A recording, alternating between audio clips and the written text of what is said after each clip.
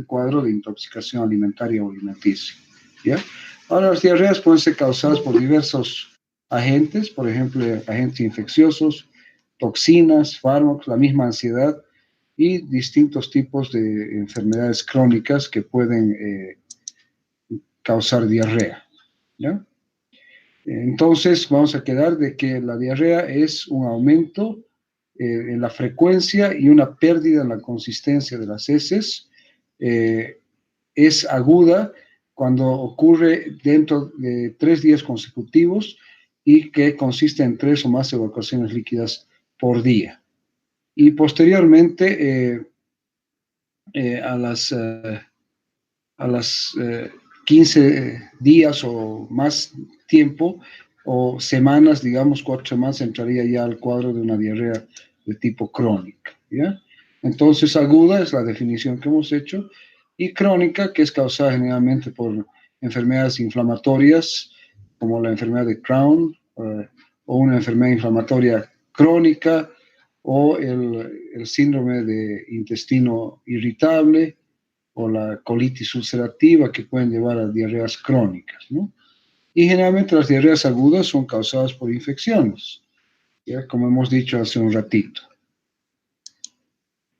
¿Cuáles son los mecanismos fisiopatológicos de la diarrea? Un aumento de la motilidad intestinal, que muchas veces se manifiesta por ruidos hidroaéreos aumentados, audibles al oído, sin necesidad de un estetoscopio.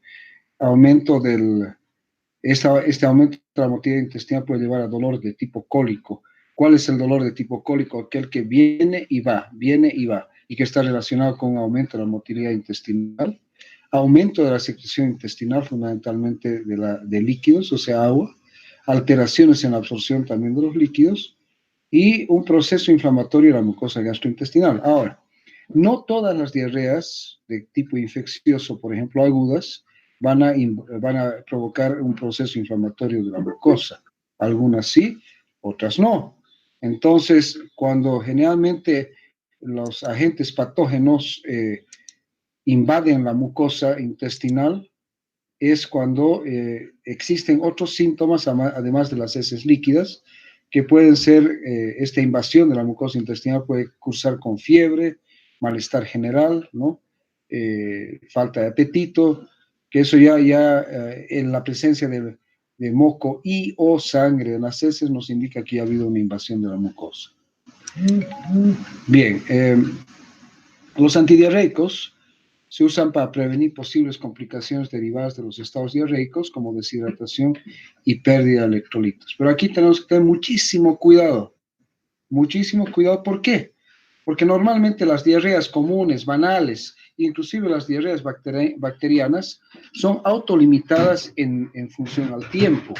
Es decir, que no necesitan de tratamiento para resolverse, sino que se resuelven espontáneamente en un periodo que va de 3 a 5 días. ¿Ya? Entonces, en un periodo que van de 3 a 5 días, las diarreas, incluso estamos hablando de las diarreas de tipo bacteriano, se resuelven espontáneamente. Cuando van más allá de los 5 días es cuando necesitan tratamiento. ¿Ya? Entonces, no hay que dar antidiarreicos así libremente, hay que dar antidiarreicos cuando la diarrea no puede ser controlada o no se ha resuelto espontáneamente, ¿ya? O en los casos en los cuales hay invasión de la mucosa, o que el riesgo de producir una deshidratación, especialmente en niños pequeños. Cuando existen diarreas de tipo infeccioso hay que ir a tratar la infección, porque la causa de la diarrea está en la infección. No al revés, la diarrea no es causa de la infección, está claro, ¿no? La infección es causa de la diarrea. Entonces, los antidiarreicos se pueden dividir de acción intraluminal, en otros que son inhibidores de la motilidad gastrointestinal, los absorbentes intestinales y los inhibidores de la hipersecreción intestinal. Estos serían los grandes grupos de antidiarreicos. Entonces, acción intraluminal, inhibidores de la motilidad gastrointestinal, absorbentes intestinales y los inhibidores de la hipersecreción intestinal. Bien, los agentes intraluminales que actúan por absorción de toxinas o de agua en el tubo digestivo, generalmente son, como su nombre indica, son intraluminales, están actuando dentro del lumen del intestino. Son generalmente fármacos seguros porque biológicamente son inertes, tienen poco efecto sobre el volumen de las heces, pero sí afectan significativamente su consistencia, ¿ya? O sea, el paciente o la persona que tiene un cuadro diarreico agudo va a ir observando la consistencia de las heces. Conforme la consistencia de las heces pasa de líquido a blanda, a semisólida y sólida, entonces la evolución del cuadro diarreico es positiva y por lo tanto el paciente también se siente mejor. Sin embargo, este tipo de productos puede interferir con la absorción de otros medicamentos, incluyendo otros antidiarreicos. Pues generalmente cuando uno utiliza un antidiarreico, tiene que utilizar un antidiarreico de un solo tipo y no antidiarreicos de distintos tipos, ¿no? ¿Ya? Entonces, cuando uno va a usar un antidiarreico, abocarse a un solo antidiarreico. 3 minutos más y de ahí ya me corto, ya nadie más ingresa. Bien. Los adsorbentes entonces actúan mediante un proceso físico de adsorción, o sea, de adherencia, captando las toxinas bacterianas presentes en el lumen intestinal y evitando así su acción nociva sobre la mucosa. Dentro de estos adsorbentes intestinales o luminales, uno de los más conocidos y más antiguos, o sea, de los que se han utilizado desde hace muchísimo tiempo, está el carbón activado, que se utiliza principalmente para evitar la absorción de productos tóxicos, incluidos algunos fármacos, ¿ya? El carbón activado también es eficaz en cierto tipo de intoxicaciones por otras sustancias. Atrapa las sustancias, o sea, el mismo carbón atrapa las sustancias antes de que éstas se absorban. Pueden provocar estreñimiento, el carbón, y heces negras. Antiguamente se utilizaba muchísimo el carbón activado, ¿ya? Hoy en día ya no tanto, ¿no? Si a mí me preguntan, así, desde el punto de vista ya médico y práctico, y me dicen, usted, doctor, ha utilizado muchísimos antidiarreicos para sus pacientes en su vida profesional, yo os diría no, ¿ya? Yo más me aboco uno a tratar la deshidratación o prevenir la deshidratación, fundamentalmente, y hacer que la diarrea se resuelva espontáneamente o que se trate, o tratando al agente causal, ¿no? O sea, si es una diarrea de tipo infeccioso, entonces vamos a ir a tratar la infección como tal, ¿no? 1 minuto más y ya cierro, ya nadie más entra. Entonces, el carbón activado, como yo les digo, antiguamente era muy utilizado, todavía se encuentra en las farmacias, ¿ya? Pero ya no es de tanto uso. Insisto en el punto, ¿no? A la diarrea, y disculpen que utilice algo que puede sonar medio ordinario, no se le puede poner a la diarrea un corcho, ¿de acuerdo? ¿Ya? La diarrea está siendo producida por alguna cosa que anda mal, entonces hay que, uno, evitar las complicaciones, ¿no? Y otro, tratar si es que es posible la causa. Si es infecciosa y si es necesario y no se ha resuelto en un periodo de 3 a 5 días o hay, como les dije hace un rato, moco y o sangre en las heces, entonces en ese caso hay que ir y tratar el agente etiológico infeccioso con antimicrobianos, por ejemplo, ¿ya? Entonces, tener cuidado de no ponerle un corcho. Bien, dentro de los absorbentes intestinales también que está el subsalicilato de bismuto, que ya lo hemos visto el día de ayer, como parte del tratamiento erradicador del Helicobacter pylori, ¿ya? Tiene varias características. En primer lugar, no se absorbe, ¿no es cierto? Actúa más que todo intraluminalmente. Tiene un efecto antiinflamatorio de cierta manera. Actúa reduciendo también la hipermovilidad intestinal y tiene un efecto de cierta manera antibacteriano. El mismo efecto que tiene, digamos, en el Helicobacter pylori, tiene el efecto antibacteriano sobre otras bacterias, que en realidad viene a ser un efecto bactericida, pero que en realidad la causa, el mecanismo de acción de cómo produce su efecto antibacteriano hasta ahora no está muy bien dilucidado, es decir, que no se sabe muy bien cómo tiene un efecto o de qué manera logra un efecto antibacteriano. Y preferible no utilizarlo en niños, ¿ya? Es más que todo para pacientes adultos. No se olviden que dentro del Del subsalicilato de bismuto habíamos hablado el día de ayer que como efectos adversos pueden producir lengua negra y heces negras. El problema de las heces negras es que puede confundirse con melena y hay que tener mucho cuidado de advertirle al paciente de que puede tener heces negras. Y para que no tenga la lengua negra, decir que ese labio se enjuague la boca una vez que ha utilizado el subsalicilato de bismuto, que viene en la forma de comprimidos o de suspensión de color rosado. El caolín agrega volumen a las heces, también absorbe bacterias y toxinas. También es un fármaco muy antiguo, ¿no? Muy utilizado en el pasado.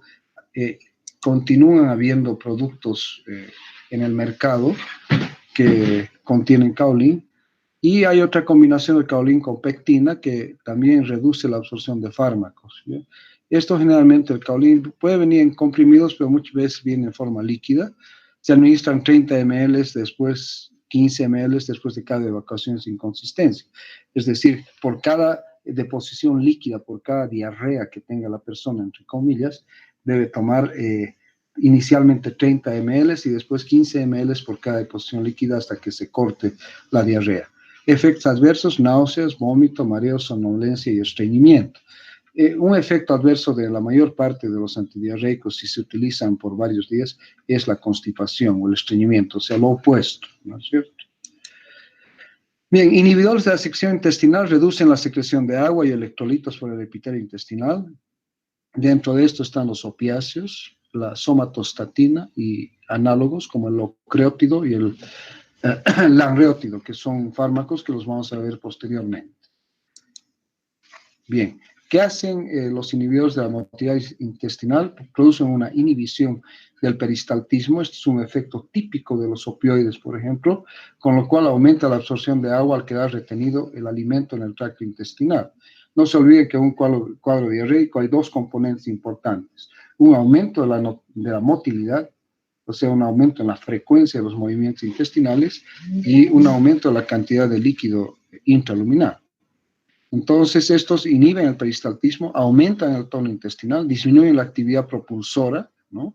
Que lleva a esa sensación dolorosa muchas veces de dolor de tipo cólico, y favorece la contracción de los esfínteres pilórico, ileocólico y anal. Con eso más o menos es lo que yo decía, entre comillas, actúan impidiendo la salida de heces como si uno estuviese poniendo un corcho al paciente, ¿no? Bien, dentro de los opioides, la codeína, o sea, todos los opioides tienen un efecto constipante. Todos los opioides disminuyen la actividad intestinal, es decir, que disminuyen el peristaltismo y aumentan el tono de los esfínteres del aparato digestivo, ¿ya? Y dentro de los opioides tenemos a la codeína, los derivados de la meperidina, que es un opioide sintético, y los que más se utilizan como antidiarreicos dentro de los opioides están la loperamida y el difenoxilato, muy comunes, con nombres comerciales muy conocidos en nuestro medio y en otros lugares, como el Imodium, por ejemplo, o el Imosec, ¿ya? Y la codeína, que también, como cualquier opioide que produce constipación, la codeína se utiliza más como antitusivo que como antidiarreico. Entonces, si nosotros vamos a utilizar derivados de opioides como antidiarreico, estarían la loperamida y el difenoxilato dentro de los más conocidos, como os he dicho, con nombres comerciales como el Imodium y el Imosec, ¿ya? Entonces, hay otra mezcla también de loperamida con codeína. Esto potencia su efecto, ¿no es cierto? Tú estás aquí asociando dos derivados opioides, la loperamida y la codeína. Entonces, el efecto en conjunto sinérgico va a reducir la peristalsis por supresión de la motilidad intestinal. Se indica en la diarrea aguda inespecífica. Estos fármacos, o sea, la loperamida y el difenoxilato, y bueno, esta combinación de loperamida con codeína, estarían indicadas fundamentalmente en lo que se denomina las diarreas del viajero.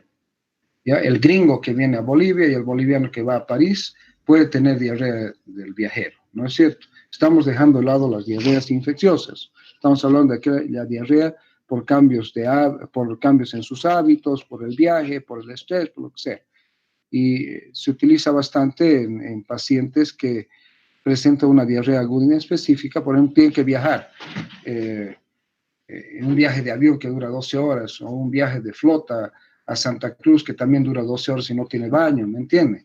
Entonces, son eficaces para suprimir la diarrea, ¿ya? La dosis, 4 miligramos por vía oral y 2 miligramos después de cada evacuación suelta, hasta alcanzar un máximo de 16 miligramos por día. ¿Cuáles son los efectos adversos de todos estos opioides? Náuseas, flatulencia, dolor abdominal y estreñimiento. Ya les he dicho, el estreñimiento o constipación es un efecto adverso común a todos los antidiarreicos. Como cuando hablamos de anticoagulantes, la hemorragia es un efecto común al uso de anticoagulantes, la constipación o estreñimiento es un efecto adverso común a todos los antidiarreicos. No se deben utilizar los opioides ni en el embarazo ni en la lactancia, porque atraviesan la barrera placentaria y también se encuentran en la leche. Dosis de 15 a 20 miligramos por vía oral máxima, y ya hemos visto cuáles son sus efectos adversos. El difenoxilato, ¿ya? Que es un derivado opioide, también reduce la peristalsis, indicado en el tratamiento sintomático de la diarrea aguda y crónica. Se utiliza mucho en pacientes que tienen enfermedad de Crohn, que cursa con episodios, por ejemplo, de cuadros diarreicos, ¿no? O también muy utilizado en la diarrea aguda, que ya les decían, es diarreas agudas que no tienen una causa infecciosa. Cuando la diarrea tiene causa infecciosa hay que ir a tratar la infección, hay que tratar a la bacteria, ¿no es cierto? Dosis 5 miligramos vía oral, 3 o 4 veces al día. Efectos adversos, si bien no son tan evidentes porque no tiene tanto efecto sistémico, somnolencia, cefalea y depresión cuando usados por largos periodos de tiempo, ¿ya? Entonces, el difenoxilato es un agonista de los receptores opioides de tipo, ya están entrando muy tarde, ¿no? De tipo, hemos dicho que hay 4 tipos de receptores, mu, delta, sigma y epsilon, ¿ya? Entonces el efecto es más sobre los receptores mu. Reducen la actividad secretora, disminuyen la actividad intestinal, aumentan entonces, por lo tanto, el tiempo en el cual tiene el contenido intraluminal para absorberse, la cantidad de agua, y tienen un efecto muy importante que ya les había dicho, reduciendo la motilidad intestinal.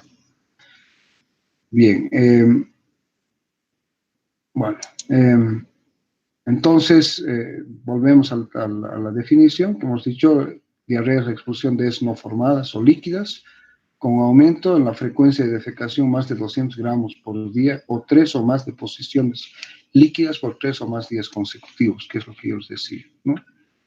¿Ya? Y diferenciarlas de las pseudodiarreas y de la incontinencia fecal. Hemos dicho agudas, menos de 2 semanas, persistente de 2 a 4 semanas, y ya la crónica más allá de las 4 semanas, ¿no? Pero la mayor parte de los casos de los cuales nosotros hablamos generalmente son aquellos casos agudas, que ya les he dicho que en el caso generalmente se resuelven espontáneamente. En el caso de una intoxicación alimentaria en un solo día o en 12 horas, ¿no? En el caso de diarreas bacterianas se resuelven la mayor parte de forma espontánea en un periodo de 3 a 5 días. Y luego tenemos ya las persistentes de 2 a 4 y las crónicas con más de 4 semanas, ¿no? Bien, esto es una clasificación de las heces, ¿no? Entonces, cuando estamos hablando de diarrea, generalmente nos referimos a la de tipo 7, ¿no? Generalmente dice estas son de tránsito rápido. ¿Por qué? Porque aumenta la motilidad intestinal, ¿ya? Bien, ¿cuáles son los objetivos terapéuticos en la diarrea? Prevenir la deshidratación, prevenir las alteraciones electrolíticas y ácido-bases, y aliviar la sintomatología, y tratar la causa si es posible, ¿no? Generalmente lo que uno debe hacer es, prevenir la deshidratación, es básico, fundamental. Utilizar sales hidratantes si es que es necesario, o líquidos que contengan electrolitos, ¿no es cierto? Existen en el mercado sales de hidratación oral que se mezclan con agua, o existen ya productos, ¿no?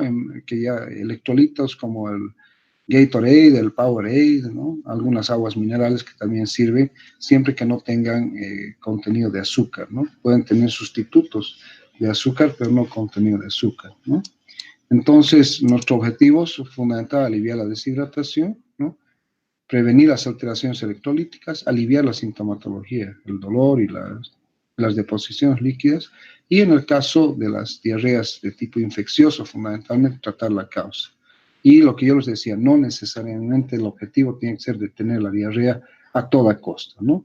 La diarrea, la mayor parte de las diarreas se resuelven solas, ¿ya?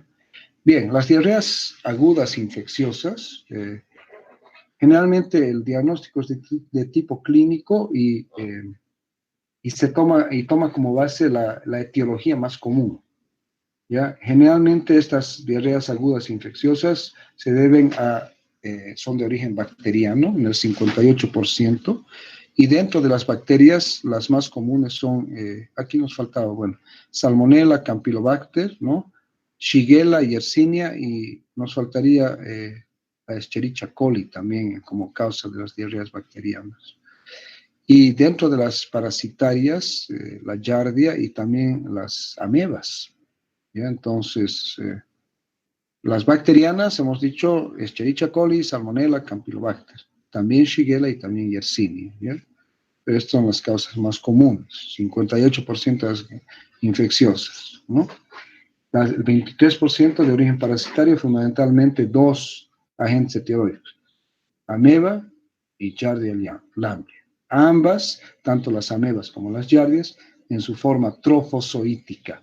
Si nosotros hacemos un coproparasitológico y observamos Giardia lamblia o amebas, ¿no? En su forma histolítica, esa no es la causa de la diarrea. Entonces tendríamos que pensar más en que la causa de la diarrea sería de tipo bacteriano. ¿Ya? Para que las giardia y la ameba sean patógenas y sean causa de diarreas infecciosas agudas de origen parasitario, tiene que estar en la forma trofozoítica. Si no están en la forma trofozoítica, no son la causa de la diarrea. Y el 18% están causados por virus, generalmente el más común es rotavirus, pero también los adenovirus, ¿ya? En los niños es muy común las diarreas de origen viral y especialmente el rotavirus. Y luego vienen ya las bacterianas, como ser las salmonelas y el campylobacter, ¿no? Bien, ¿cuál es el mecanismo de producción de las diarreas infecciosas? Generalmente el mecanismo es toxicogénico, lleva a una diarrea secretora o acuosa, es decir, heces líquidas, ¿ya? Cuando el cuadro secretor es alto, ¿no? De una diarrea alta, hay diarreas abundantes y acuosas, hay escaso dolor abdominal, no hay fiebre y hay deshidratación que muchas veces puede ser muy marcada y muy intensa, especialmente en niños, que puede llevar inclusive a estados de shock, ¿no? Con hipotensión, taquicardia, oliguria y sequedad de piel y mucosas, ¿ya? Entonces, tomar en cuenta que las diarreas infecciosas son bastante comunes, especialmente en nuestro medio, ¿ya? Especialmente en nuestro medio. ¿Por qué? Por la falta de higiene, la mala manipulación de los alimentos, la contaminación amplia que existe en nuestra población con una gran cantidad de bacterias que pueden llevar a diarreas infecciosas. Bien, ¿qué hacen las diarreas infecciosas cuando estas son de origen bacteriano? Entonces, el mecanismo de producción va a ser invasivo, va a invadir la mucosa, ¿no? Y por lo tanto va a dar lugar a una diarrea inflamatoria, va a afectar fundamentalmente al colon. Entonces, esta, a diferencia de la otra, se denomina diarrea baja o síndrome disenteriforme, o sea, es una disentería. Las deposiciones son frecuentes y escasas, tiene un síndrome colítico, o sea, doloroso. Puede haber heces con moco, con sangre roja y abundantes leucocitos. Esto indica ya que esta es una diarrea baja que ha invadido a la mucosa colónica, ¿no? Y típico, cuando uno ve una muestra, hasta en el mismo papel higiénico, y encuentra moco y o sangre, quiere decir que ya ha habido invasión de la mucosa colónica en este lado. Y al haber invasión va a haber fiebre, va a haber dolor abdominal de tipo cólico, puede haber tenesmo rectal, urgencias, es decir, son aquellas diarreas incontrolables que el paciente debe volar al baño para poder hacer su deposición. Y al ser infecciosa, cuando ya ha habido invasión de la mucosa, típicamente el hemograma va a venir con leucocitosis. Y habíamos dicho, ¿no?, de que los gérmenes más comunes, Salmonella, Shigella, Escherichia coli, entero invasivo. El Escherichia coli es una causa muy frecuente en nuestro medio, muy frecuente. Y la Escherichia coli y la Salmonella son causas muy frecuentes de intoxicación alimentaria en nuestro medio.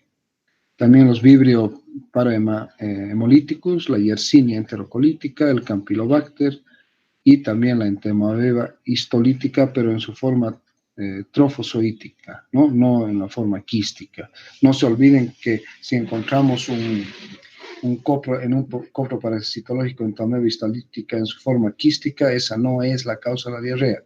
Y lo mismo vale para la giardia, ¿no es cierto? Tanto las amebas como las giardias tienen que estar en su forma trofozoítica para ser patógenos. ¿Ya? Bien, estos gérmenes, estas bacterias, perdón, Salmonella, Shigella, Escherichia, generalmente se tratan con antibióticos de amplio espectro, ¿no?, que ya vamos a ver posteriormente, y las amebas y giardias con antiamebianos y antigiardiásicos, ¿no? Bien, entonces los antidiarreicos, ya hemos dicho que aquí ya están los modificadores del transporte de electrolitos, donde están los opioides y el subsalicilato de bismuto. Esto es un resumen. Los inhibidores de la motilidad, los anticolinérgicos. Aquí encontramos ya otro grupo de antidiarreicos. No se olviden que la atropina y sus derivados van a provocar una inhibición de la actividad intestinal porque son antimuscarínicos. Y dentro de estos tenemos al butilbromuro de escopolamino. También podemos encontrar al oxibutin, ¿no?, que es otro anticolinérgico que se usa como antidiarreico. Y dentro de los opioides hemos dicho la loperamida y el difenoxilato. Los agentes absorbentes, formadores de bulto, el carbón activado, el yeso, por increíble que parezca, la pectina, ya hemos dicho, el caolín, y algunas resinas de intercambio iónico. Y por último tenemos los antiinfecciosos que son utilizados en las diarreas infecciosas de origen bacteriano. Si queremos mencionar algunos antiinfecciosos, los más utilizados están las fluorquinolonas, fundamentalmente dentro de las fluorquinolonas tenemos que mencionar obviamente a la ciprofloxacina. Generalmente en relación a la, que ingreso más tardía, en relación a la ciprofloxacina podemos decir de que la ciprofloxacina, una dosis de 500 miligramos en el adulto por vía oral cada 12 horas durante 3 días, o sea, 3 días de administración de ciprofloxacina de 500 miligramos, es suficiente para tratar la mayor parte de las diarreas de origen infeccioso bacteriano, ¿ya? Hemos visto algunas de las bacterias, hemos dicho aquí, Salmonella, Shigella, Escherichia coli, responden muy bien a la administración de ciprofloxacina. Otro antiinfeccioso alternativo que también funciona muy bien es el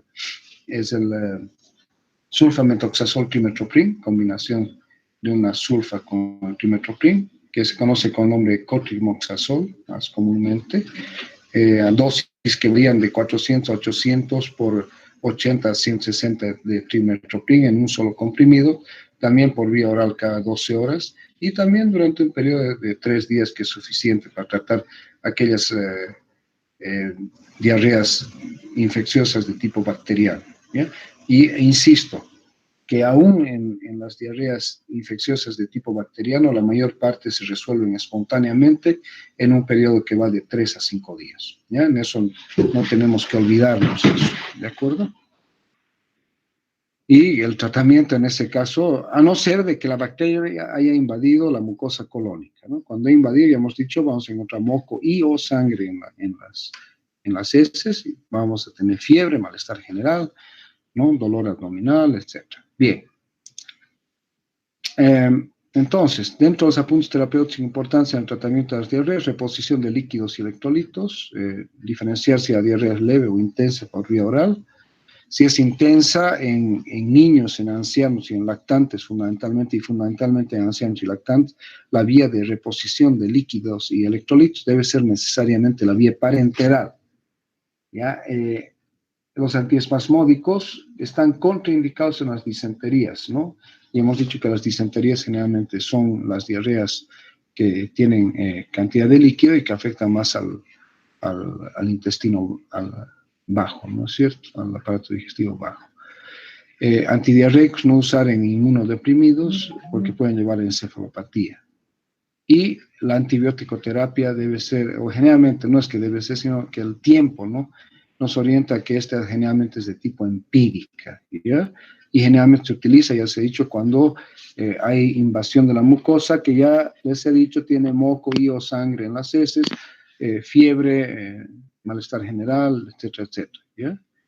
Y obviamente que los antibióticos están indicados en pacientes que tienen problemas de inmunosupresión o inmunodepresión. Ya habíamos mencionado a la ciprofloxacina, el cotrimoxazol.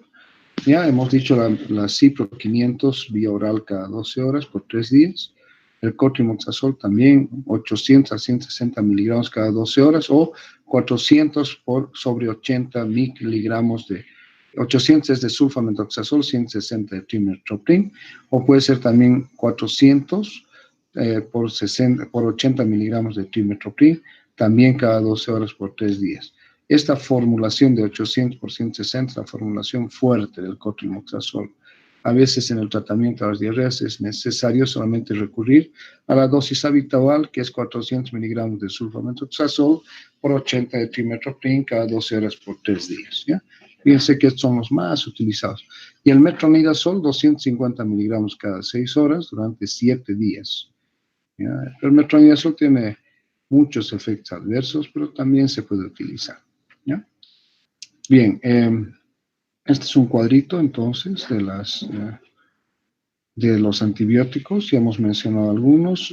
Podemos utilizar también un antibiótico, una quinolona de primera generación como la norfloxacina, que tiene más un efecto, una fluoroquinolona, que tiene más un efecto local que sistémico, pero que actúa muy bien en las infecciones urinarias más que todo, pero también se puede utilizar 400 miligramos de norfloxacina cada 12 horas por 5 días. Aquí vamos a mantenerlo 3 días, 3 a 5 días, pero 3 días, ¿no? También puedes utilizar amoxicilina y ácido clavulánico, 500 miligramos cada 8 horas por 5 días.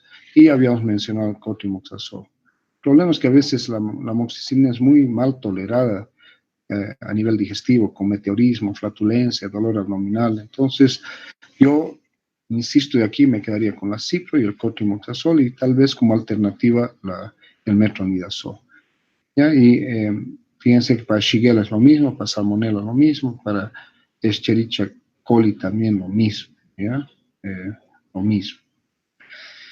Bien, en el caso de otras bacterias podemos utilizar otros, como ser las eritromicinas, las tetraciclinas, pero esto construyen difíciles, bueno, esto es decurrente del uso de ciertos antibióticos que puede llevar a un cuadro digestivo diarreico causado por el Clostridium difficile, cuyo tratamiento debe hacerse con vancomicina, 250-500 miligramos cada 6 horas durante 10 días.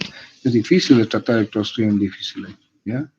Y la Giardia lamblia y las amebas, tratamiento con... A mí me gusta más el timidazol, 2 gramos por vía oral durante 3 días, ¿ya? Perdón, durante 3 días, 2 gramos de timidazol por vía oral durante 3 días, o puede administrarse directamente 2 gramos como dosis única, una sola vez al día durante 3 días, o utilizar, en el caso de amebas y en el caso de las Giardia lamblia, solamente una dosis única, es decir, 2 gramos en dosis única una sola vez. Y para amebas, 3 días. Entonces, para la Giardia tratamos en dosis única de 2 gramos una sola vez, un solo día, y para amebas, 2 gramos por día durante 3 días. Bien. El caolín y la pectina, ya hemos hablado, no son absorbentes de las bacterias y de las toxinas.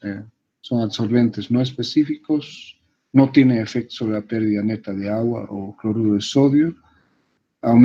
Se une y aumenta la viscosidad de las heces y sí, lo que hemos dicho, se une a las toxinas bacterianas. El problema es que además de unirse a las toxinas bacterianas puede unirse a otros medicamentos y puede aumentar las pérdidas de potasio.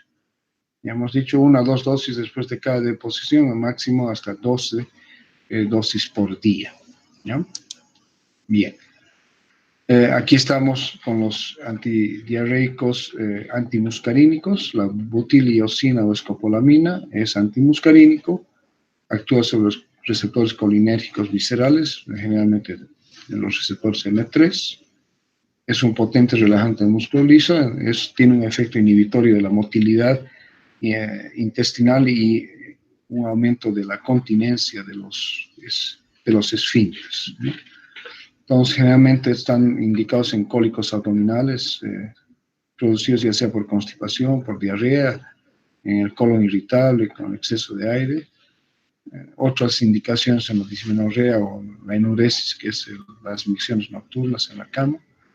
También con un espasmolítico en las vías biliares, pero con dosis altas. Y fundamentalmente la escopolamina es muy útil en la cinetosis, que son los mareos por movimiento, ya sea en viajes por tierra o en viajes por mar, ¿no es cierto? Bien, los opioides ya hemos visto, la loperamida y el difenoxilato. Generalmente ambos de estos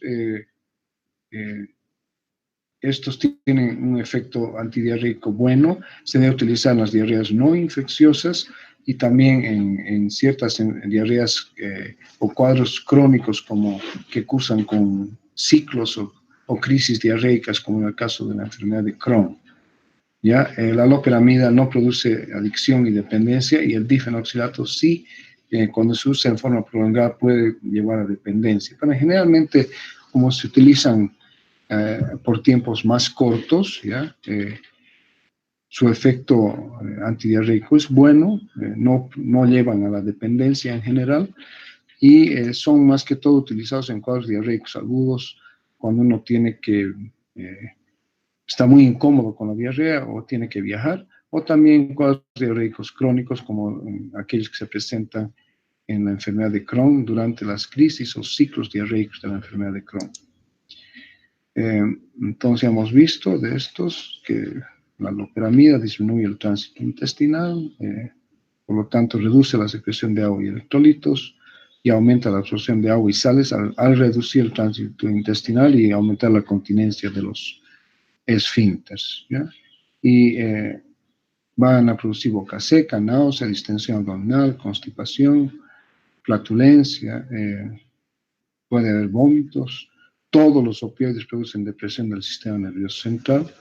Hay que tener mucho cuidado con esto y pueden llevar a un megacolon tóxico, especialmente si tú estás utilizando la loperamida en un cuadro de una diarrea o una colitis infecciosa. Por lo tanto, no se debe utilizar en las disenterías, que es decir, que son aquellas diarreas bacterianas de localización colónica.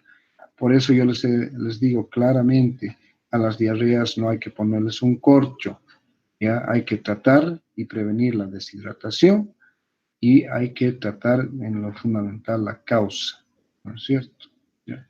Dosis 1 a 2 miligramos después de cada evacuación intestinal, no más de 16 miligramos al día, ya lo habíamos dicho. Es mejor prescribir con una frecuencia determinada y no por razón de necesidad, ¿no? Si se administra especialmente para la diarrea crónica, 1 a 2 veces cada 6 horas. ¿Ya? Bien, estos son famosos, Imodium, Imosec, son opioides que pueden ser la loperamida, ¿no? El difenoxilato también, ¿no? Puedes asociar, imagínate aquí, un opioide con un antimuscarínico, entonces su efecto antidiarreico se va a potenciar, ¿no?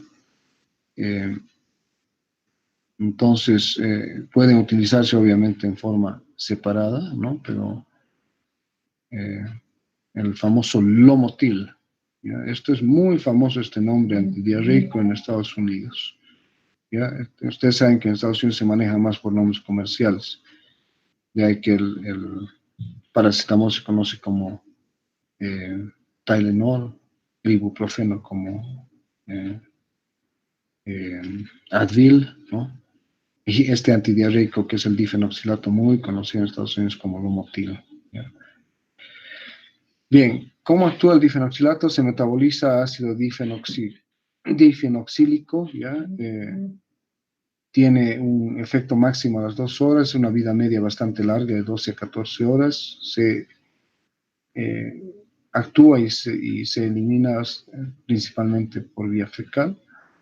Es un agonista opiáceo, ¿ya? Y bueno, la atropina es un antimuscarínico que busca esta asociación de difenoxilato con atropina y lomotil, evitar que el uso por periodos largos del difenoxilato lleven a dependencia, porque hemos visto que esto puede llevar a dependencia, ¿no es cierto? Aquí veíamos, ¿no? El difenoxilato, su uso prolongado puede originar dependencia. Entonces, la asociación del difenoxilato con la atropina busca disminuir la dependencia, ¿ya? Sus efectos adversos son como cualquier antidiarreico, ¿no es cierto? Distensión abdominal, gases, meteorismo. En el caso de uso en colitis infecciosa o en diarreas tipo disentérico, colónicas de tipo infeccioso, el uso de cualquier antidiarreico puede llevar a un megacolon tóxico. Ya insistimos, las diarreas infecciosas bacterianas o se las debe dejar que se resuelvan solas o se las debe tratar con antibióticos, ¿ya? No, la atropina está contraindicada en niños y en lactantes porque puede llevar a fiebre atropínica, ¿no es cierto? Y cualquier analgésico o cualquier opioide tiene como efecto adverso extremadamente peligroso la depresión respiratoria. Todos los opioides pueden provocar depresión respiratoria. Entonces, la dosis máxima es 2 tabletas de 4 veces al día, 20 miligramos, o puede tomarse a demanda o en horario, ¿ya? O sea, en cuadro diarreico lo utilizas, si corta diarrea no utilizas, ¿no? El subsalicilato de bismuto, también conocido comercialmente como el Pepto-Bismol, y en Estados Unidos fundamentalmente, y el Kaopectate en otros lugares fuera de Estados Unidos. Hemos dicho que tiene un efecto antibacteriano, ¿ya? Tiene un no muy bien conocido, ¿ya? Y tiene un efecto de cierta manera antiinflamatorio. Ya las dosis, 2 cucharadas cada hora hasta 4 dosis, es eficaz en la diarrea del viajero y además también es eficaz por su efecto antiinflamatorio como parte en algunas formulaciones de antiácidos y utilizado, hemos dicho, en la terapéutica radicatoria de la Helen, tanto has tardado en llegar, Helen. En el tratamiento erradicador del Helicobacter pylori, ¿no? Subsalicilato de bismuto generalmente está en el tratamiento de tipo cuádruple que habíamos mencionado el día de ayer, ¿ya? Efectos adversos, heces y lengua negra, ¿no es cierto? Pueden provocar toxicidad del sistema nervioso central, con convulsiones y encefalopatía cuando utilizas dosis muy altas y nunca utilizarlo en forma crónica, especialmente en pacientes que tienen insuficiencia renal, porque puede agravar esto. Bien, otros antidiarreicos aglutinantes de los ácidos biliares son la colestiramina y el colestipol, ¿ya? Los ácidos biliares en el colon inducen a diarrea secretoria a través de un incremento de la MPC. Generalmente ocurre esto en pacientes a los que han sido sometidos a una colecistectomía, o sea, se les ha retirado la vesícula, y son pacientes que comen algo y tienen diarrea, o una diarrea temprana, matutina, ¿ya? O también en pacientes que han tenido la resección o enfermedad en el híleo terminal, por una deficiente absorción de la bilis. Entonces son diarreas causadas por los ácidos biliares, o sea, por la bilis, ¿ya? ¿Qué hacen la colestiramina y el colestipol? Que ya los hemos visto en el tratamiento, ¿se acuerdan? Bueno, eso hemos visto en las actividades teórico-prácticas, en las dislipidemias, ¿no es cierto? Impiden la reabsorción de los ácidos biliares, porque hemos dicho que los ácidos biliares se reabsorban hasta en un 90%, ¿ya? Efectos adversos, distensión, estreñimiento, textura arenosa de las heces, y se unen a otros fármacos, deben ser administrados entre otros fármacos y con supervisión, no en forma conjunta, ¿ya? Dosis de la colestiramina y el colestipol, 4 gramos 3 veces al día, se pueden aumentar a medida que sea necesario hasta 8 gramos 3 veces al día. Ahora, en esto hay que tener mucho cuidado, ¿no es cierto? Generalmente la dosis habitual que se maneja son solamente de 4 gramos 3 veces al día, ¿ya? Y nuevamente el mecanismo de acción impide la reabsorción de ácidos biliares y por lo tanto van a provocar efectos antidiarreicos. Los agentes antisecretores, el octreótido, que ya lo habíamos visto en la clasificación, es un análogo de la somatostatina, tiene una vida media de 90 minutos y es más potente que la somatostatina, ¿ya? ¿Qué hace el octreótido? Hiperpolariza las neuronas intestinales, disminuye la liberación de acetilcolina a nivel del sistema nervioso entérico, disminuye el peristaltismo e impide la liberación de la secreción de neurotransmisores como la inducción del péptido intestinal vasoactivo y de la serotonina, ¿ya? Entonces, es un antisecretor, el octreótido, es un análogo de la somatostatina. ¿Se acuerdan que hemos visto a la somatostatina como un inhibidor de la secreción de gastrina en la mucosa gástrica, ¿no es cierto? Dosis del octreótido es de 50 a 500 microgramos cada 8 horas. Esto se administra exclusivamente por vía subcutánea, ¿no? Bien, indicaciones: diarreas secretoras severas y refractarias. Por ejemplo, pacientes con SIDA y con diarreas causadas por el Cryptosporidium, que es común en los pacientes con SIDA. Inhibe la diarrea por vagotomía, síndrome de vaciamiento, por síndrome de intestino corto y por SIDA. En las diarreas causadas por tumores endocrinos relacionados con la diarrea, como un tumor carcinoide, ¿no? Un lipoma, que es un tumor derivado del péptido intestinal vasoactivo. Inhibe los efectos de tumores endocrinos. En el síndrome carcinoide también lo mismo, bueno, ya lo hemos visto. Otros usos en casos de fístula pancreática, tumores hipoficiarios y sangrado intestinal. Y entonces es para diarreas secretoras severas y refractarias, ¿ya? Generalmente, por ejemplo, en pacientes con SIDA. Efectos adversos: produce éstasis en la vesícula biliar, inhibición de la secreción pancreática, por ejemplo, inhibe la secreción de insulina y glucagón, y al inhibir la insulina puede llevar a estados de hiperglicemia, ¿ya? Y puede provocar irritación en el lugar de inyección. Otros, esteatorrea, o sea, es con grasa, déficit de vitaminas A, D, E y K, puede provocar náuseas, puede provocar dolor abdominal, flatulencias, colecistitis, hiperglicemia, que ya habíamos dicho por la inhibición de la secreción de insulina, hipotiroidismo y bradicardia, ¿ya? Bien. Entonces, esto es un resumen, ¿no?, del octreótido, análogo a la somatostatina, ¿no? Son agonistas somatostatinérgicos, ¿ya? Se utiliza como antidiarreico, ¿ya? Disminuye la secreción biliar, disminuye la secreción pancreática, disminuye la motilidad, disminuye la secreción gástrica.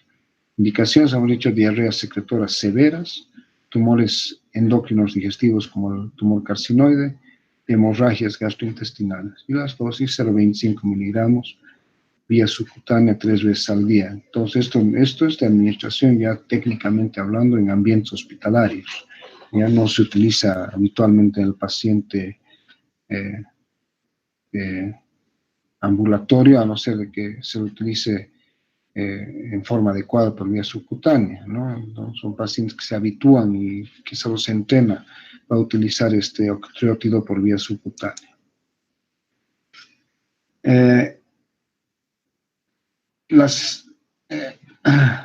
Aquellos fármacos que tienen la secreción de cloro como blanco terapéutico, entonces tenemos dos fármacos, fundamentalmente el linaclotide, que tiene como blanco la secreción de cloro para disminuir la actividad intestinal de la diarrea, ¿no? Y el crofelemer, que también es otro no tan conocido, y la otra es la lubiprostona, ¿no? Entonces son los tres fármacos, el linaclotide, el crofelemer y la lubiprostona, que tienen como blanco entonces a la secreción de cloro, ¿ya?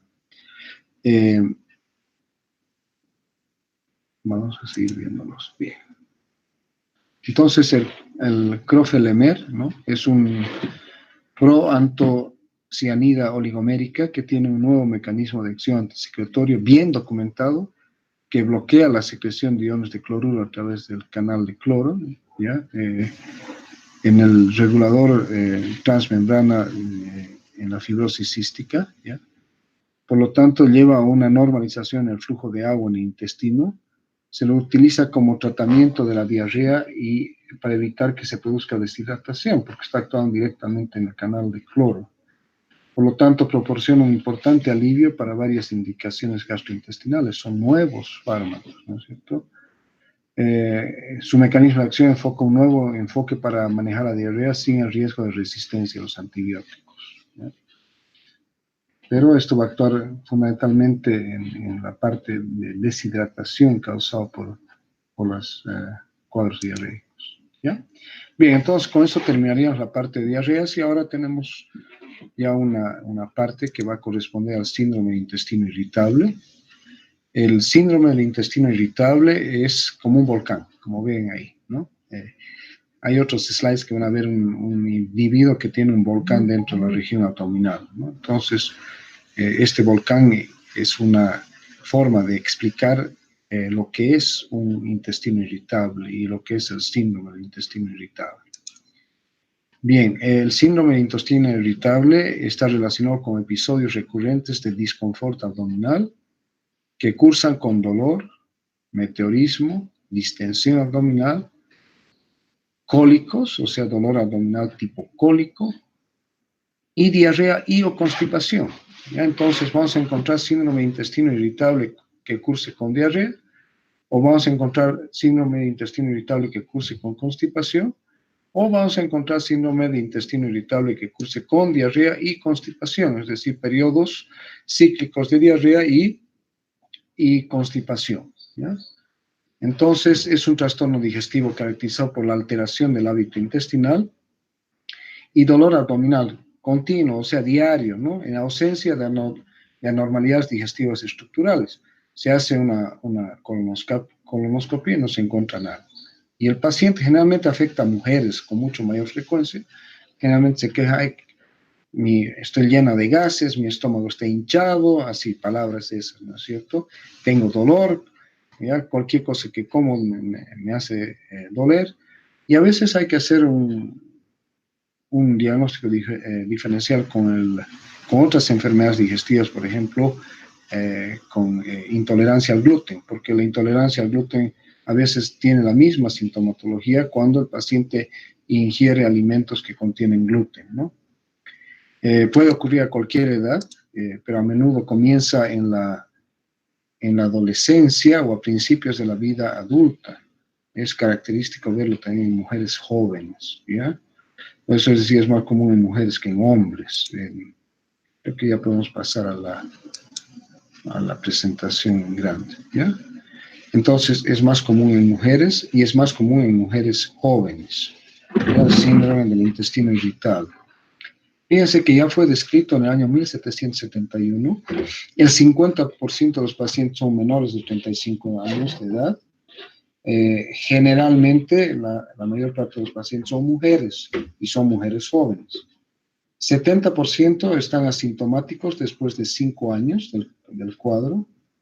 Se dice que a nivel mundial se diagnostica un caso nuevo por semana y se ven de 4 a 5 pacientes con síndrome de intestino irritable por semana en la consulta de los gastroenterólogos. Tiene una prevalencia de 40 a 50 pacientes por cada 2.000 pacientes que tienen otras alteraciones gastroenterológicas. Entonces, fíjense de que es bastante común dentro de lo relativo, ¿no? Hemos dicho que en el anterior slide de que la mayor parte de los pacientes, 50%, son menores de 35 años, pero en general afecta a personas menores de 45 años. El dolor abdominal es episódico, tipo cólico, a veces puede referirse como una molestia constante, ¿ya? Mujer joven, típicamente, que tiene dolor episódico tipo cólico, molestia constante, distensión abdominal, meteorismo, flatulencia, ¿no? Y mujer y joven hay que pensar en síndrome de intestino irritable. Aumenta con el estrés típico. Persona que tiene estrés va a tener mayor manifestación. Ciertas comidas como la leche, el chocolate, la cafeína, grasas y condimentos y picantes. La menstruación, típicamente la mujer menstruando, ¿no? Periodo premenstrual, y disminuye con la defecación y eliminación de gases. Eso es característico. Se localiza en el hipogastrio, en el 25% de los casos, en el lado derecho, en el lado 20% de los casos, en el lado izquierdo 20% de los casos, y en epigastrio en el 10%. Si ustedes se fijan, entonces, más común que sea en hipogastrio, y ya sea en el lado derecho o en el lado izquierdo, ¿no? El patrón más frecuente es de constipación alternando con diarrea y se acompaña de tenesmo, ¿no? O sea, esa sensación dolorosa que va y viene. Ahora, puede haber también un síndrome de intestino irritable solo con constipación o solo con diarrea, pero es muy común que haya el tipo mixto, ¿no? Constipación con diarrea. Entonces, ya hemos dicho otros síntomas: distensión abdominal, náuseas, vómitos, a veces pirosis, ansiedad y depresión. El estrés, ¿ya? Es muy típico en mujeres jóvenes que tienen bastante estrés. Se puede dividir en 4 subcategorías. Entonces, hemos visto algo con predominio de constipación, que se conoce con síndrome de intestino irritable con C, constipante; predominio de diarrea, que es síndrome de intestino irritable con diarrea; el mixto, que tiene constipación y diarrea; y hay aquel síndrome de intestino irritable con predominio del dolor, que se conoce con síndrome de intestino irritable con U, ¿no? Entonces, fíjense: C de constipación, D de diarrea, M de mixto y U de dolor, ¿ya? Puede ser una enfermedad crónica, pero a menudo los síntomas mejoran con el tratamiento.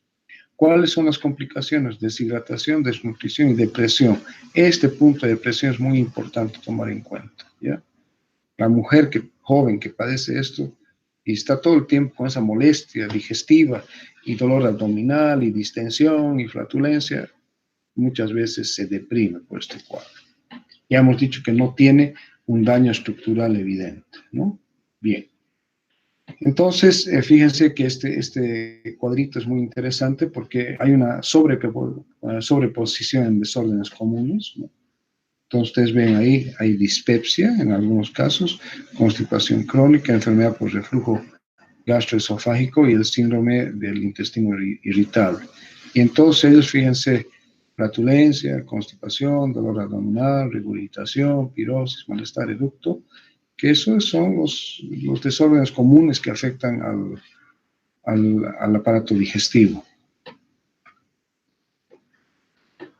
Bien, cuando el paciente tiene un cuadro de síndrome de intestino irritable, ¿no es cierto?, el dolor abdominal va a estar ausente en la constipación crónica, ¿ya? Entonces, hay menos dolor cuando hay constipación crónica y hay más dolor abdominal cuando hay síndrome de intestino irritable con constipación.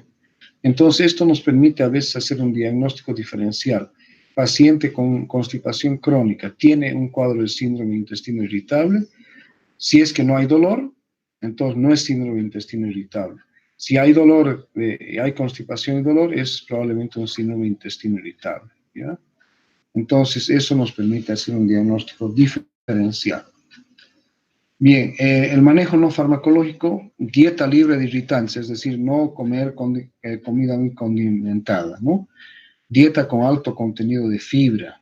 Evitar refrescos gaseosos porque aumenta el meteorismo y la distensión. Evitar el café, evitar el alcohol y los cigarros, ¿ya?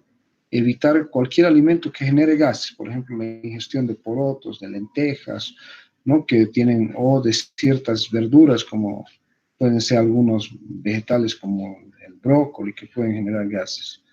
Y evitar lácteos y derivados, especialmente aquellos lácteos y derivados que contienen lactosa, ¿ya? Entonces, de preferencia, estos pacientes deben ingerir lácteos libres de lactosa, ¿no? Entonces, deslactosados. Bien, entonces, ¿cuál es este es un cuadrito que está en inglés, pero bueno, se entiende. Tenemos un síndrome de intestino irritable que en inglés se llama Irritable Bowel Syndrome, que en español es síndrome de intestino irritable. Aquí vean aquí que están las características de los síntomas. Entonces, por un lado hemos dicho aquel síndrome de intestino irritable con constipación, un síndrome de intestino irritable con diarrea, un síndrome de intestino irritable con distensión abdominal y meteorismo, y un síndrome de intestino irritable con dolor. ¿Se acuerdan? C, D y la U y el mixto, ¿no? Entonces, De primera línea, cuando existe constipación, incremento de la fibra a 20 gramos por día, un laxante osmótico, ¿ya? Y un ablandador de las heces como el Docusato. ¿Listo? Muy bien. De segunda línea, el Bisacodil, el Tegaserod y la Lubiprostona. Y en el futuro, otros fármacos que hacia adelante, donde está el linaclotide, el ATI-7505 y algunos agonistas nuevos de los receptores 5-HT4. Entonces, esto es para los pacientes que tienen síndrome de intestino irritable con constipación. Aquellos pacientes de síndrome de intestino irritable que cursan con diarrea, hemos dicho los antidiarreicos opioides como la loperamida y el difenoxilato, ¿ya? De segunda línea el alocetrón, la colestiramina y la clonidina, ¿no? Y antagonistas del receptor CRF, ¿no? Aquellos que tienen mucho gas, o sea, distensión y meteorismo, lo primero tratar la constipación porque al eliminar heces mejora este cuadro. El uso de probióticos, ya que es bastante común, y el uso de antibióticos interrogado. Y en el cuadro de intestino irritable con dolor, en primer lugar, tratar la constipación o la diarrea, porque tanto la constipación como la diarrea pueden cursar con dolor, y el uso de antiespasmódicos, que puede ser también la loperamida o el difenoxilato, por razón de necesidad, es decir, cuando sea necesario, cuando haya dolor. Pueden ser beneficiosos el uso de antidepresivos, interrogados ansiolíticos, la duloxetina, la clonidina, ¿ya? Y el uso de codeína más el albimopan, que son fármacos que los vamos a ver posteriormente, más adelante, ¿ya? Bien. Entonces, tratamiento del síndrome de intestino irritable con constipación. Tenemos varios fármacos, entonces tenemos el Psyllium, el salvado de trigo o maíz, siempre tomando en cuenta que el paciente además no tenga un cuadro de intolerancia al gluten, ¿no? El polietilenglicol, los antibióticos y los probióticos. Ahora, el Psyllium es moderadamente eficaz. En un único estudio informó mejora con el policarbofil de calcio asociándolo.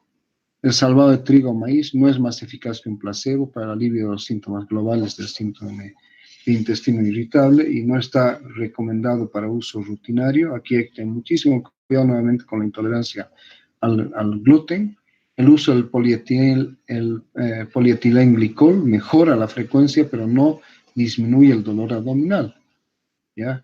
Y no existen publicaciones y estudios así que demuestren que es mejor que el placebo en tratamiento del síndrome de intestino irritable con constipación. El uso de antibióticos, de preferencia un antibiótico no absorbible a corto plazo, sería más beneficioso que el placebo. Mejoraría fundamentalmente el cuadro general del síndrome de intestino irritable y la distensión, pero tampoco no hay una demostración de que a largo plazo tenga una utilidad. Y los probióticos, por ejemplo, los lactobacilos, no parecen ser muy eficaces, ¿no? Los lactobacilos son los que más comúnmente encontramos en las farmacias y en ciertos alimentos. Y las bifidobacterias y algunas combinaciones de probióticos demuestran cierta eficacia, ¿ya? Entonces, no utilizar lactobacilos y sí utilizar bifidobacterias. Hay que ver eso en la composición. Bien, podemos utilizar antiespasmódicos como la iosina, el simetropium, el pinaverium, el aceite de menta, ¿ya? Estos fundamentalmente proveen un alivio a corto plazo del dolor y del malestar abdominal más que todo.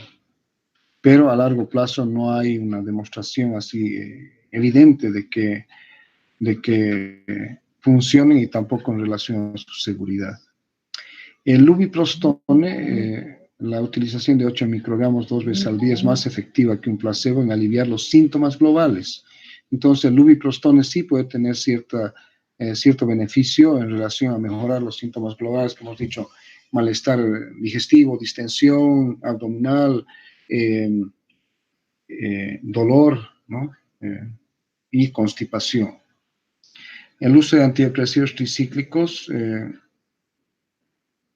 parece que ayudan con el dolor abdominal, ¿no es cierto? Es generalmente mujeres jóvenes que están extremadamente ansiosas por su problema, que obviamente a las personas que tienen esto es extremadamente incómodo vivir con esto.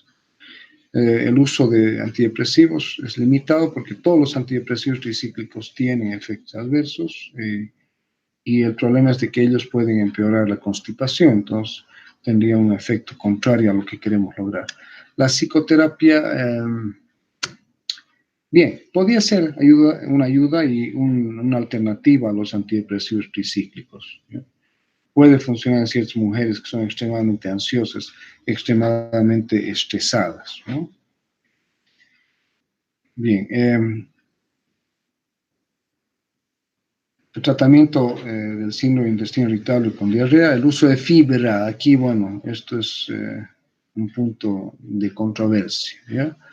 Pero sí el uso de antiespasmódicos, generalmente anticolinérgicos o también opioides, ¿no? Que se podrían utilizar. Entonces tenemos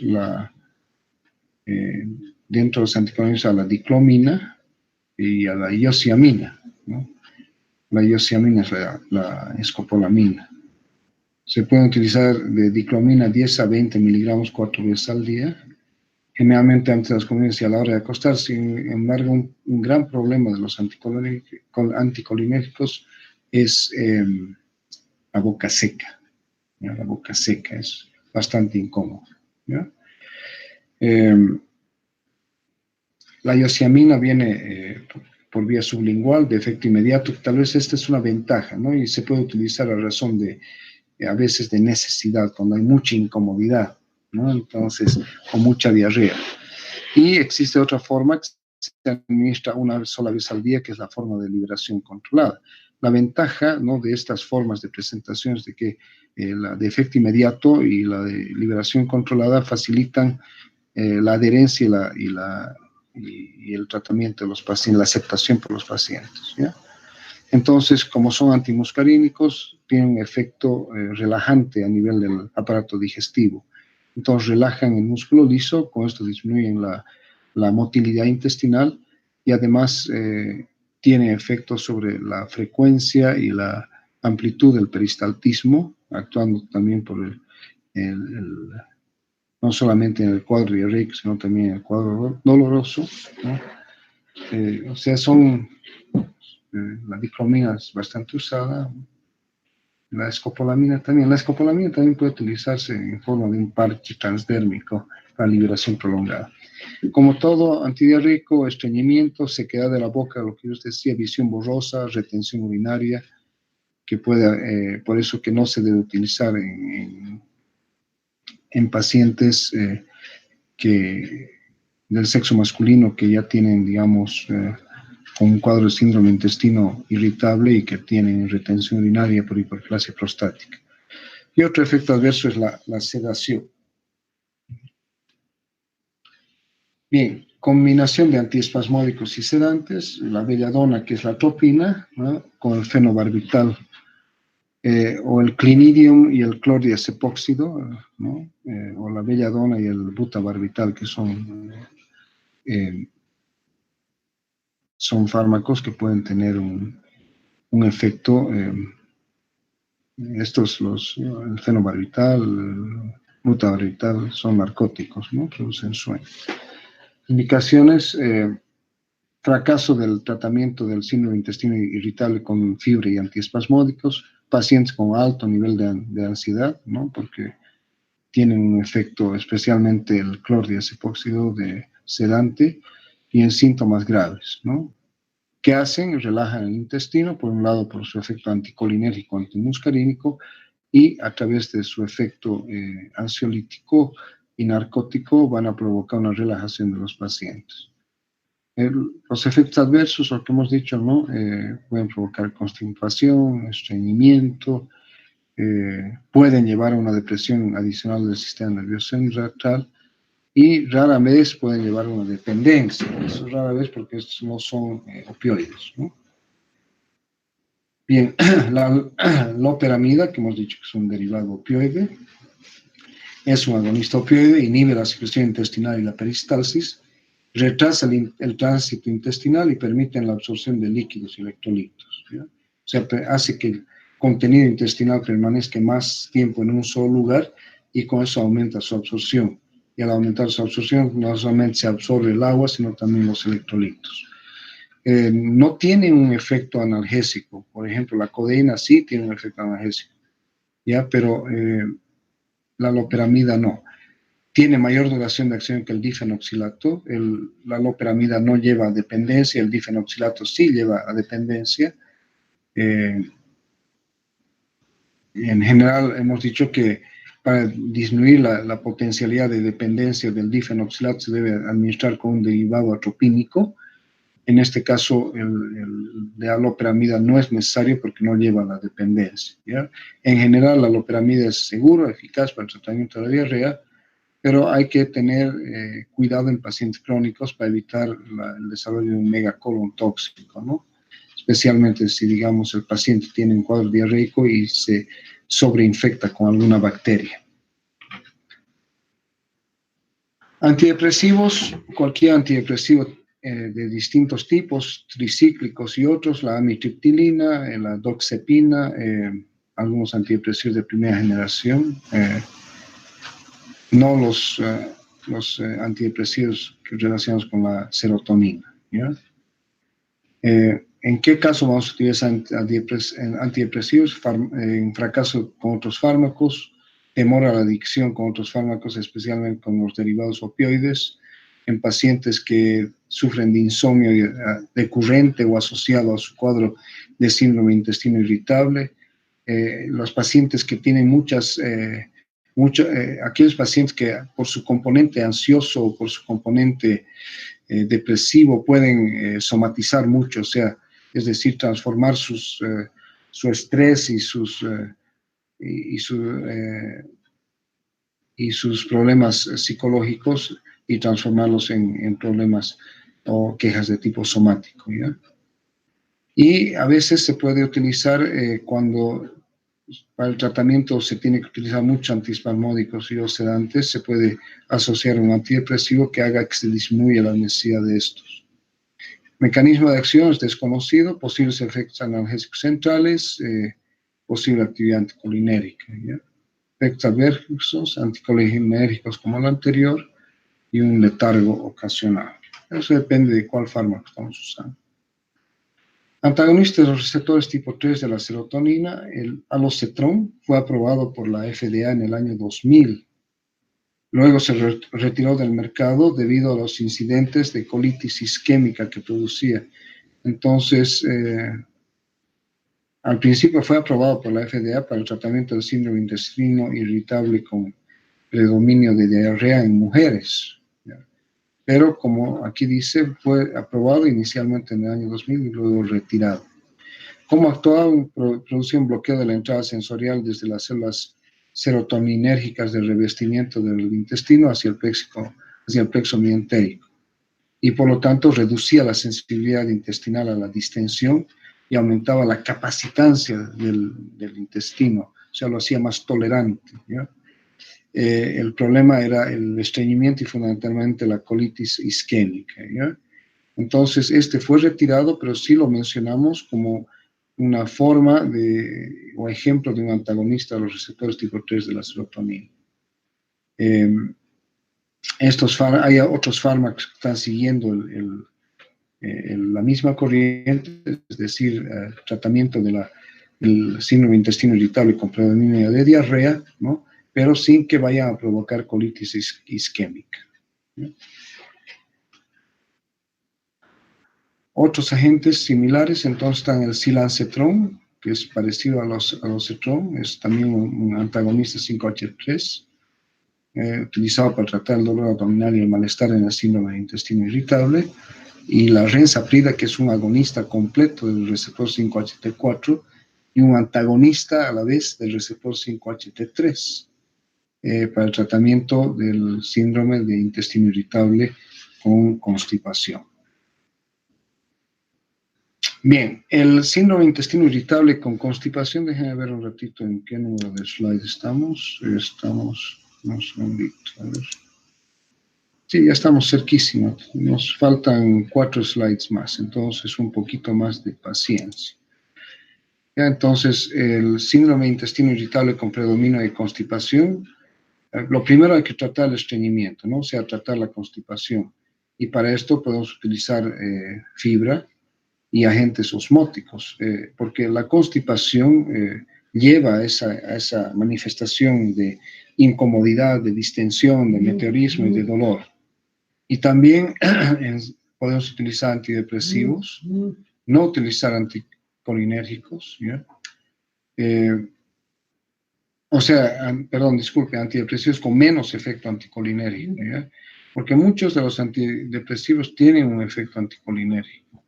Y si nosotros pensamos en el efecto anticolinérgico, va a llevar a una mayor constipación. Entonces, si utilizamos antidepresivos, no vamos a utilizar antidepresivos que tienen efecto anticolinérgico, ¿ya?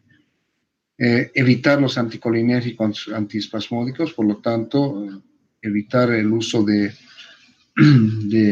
derivados de la atropina, o como la escopolamina, ¿no es cierto? Y agonistas selectivos del receptor 5-HT3 que actúan directamente sobre este receptor. Bien, el tegaserol, el prucalopride son agonistas parciales de los receptores de la serotonina 5-HT4, el tegaserol y el prucalopride. Se utilizan en el síndrome de intestino irritable con constipación porque estimulan a los receptores 5-HT4 al ser agonistas parciales para aumentar el vaciado gástrico, el intestino delgado y la motilidad del colon y disminuir la sensibilidad a la distensión colónica producida por el síndrome de intestino irritable. Entonces, tegaserol y prucalopride son agonistas parciales del receptor 5-HT4, la serotonina. Se lo introdujo inicialmente y luego fue reintroducido en julio de 2007. Su uso y su acceso está restringido en mujeres de 18 a 54 años, generalmente con síndrome de intestino irritable constipante, ¿ya? O con constipación con una respuesta insatisfactoria a otro tratamiento. Por eso, como habíamos visto en los cuadros al comienzo, estos son alternativas, ¿no? de tratamiento. La lubiprostona. Ahora, la lubiprostona, ya habíamos dicho, es un activador del canal de cloruro de tipo 2. Actúa sobre las células epiteliales intestinales para aumentar el líquido y promover movimientos espontáneos del intestino. El alivio de los síntomas fue significativamente superior con lubiprostona de 8 microgramos comparado con el placebo. Entonces, podemos decir que sí, la lubiprostona produce alivio en el síndrome de intestino irritable con predominio de constipación. Está aprobado por la FDA también para el cuadro de síndrome de intestino irritable constipante a 24 microgramos por vía oral 2 veces al día, la lubiprostona. Pero se ha visto que es suficiente el utilizar en el síndrome del intestino irritable con constipación solamente 8 microgramos. Ya en la constipación crónica, pacientes que sufren constipación crónica, 24 microgramos vía oral 2 veces al día. Bien, y por último tenemos fármacos que tienen efecto antiemético, donde tenemos varios que tienen efectos antieméticos. No todos se utilizan para tratar las náuseas y los vómitos, ¿ya? No todos se utilizan para tratar los vómitos, sino solamente en casos en los cuales sea necesario su tratamiento. Entonces, tenemos un antinauseoso, antinauseoso, antiemético tradicional, que es la metoclopramida, ¿no? Su mecanismo de acción es un antagonista del receptor dopamínico D2. Está indicado en el tratamiento de las náuseas, de los vómitos y un vaciamiento lento del estómago. Yo hablaba de la metoclopramida, dentro de los procinéticos en la clase de ayer, que mejoran la motilidad y por lo tanto el vaciamiento gástrico, también en pacientes que tienen enfermedad por reflujo gastroesofágico, ¿no?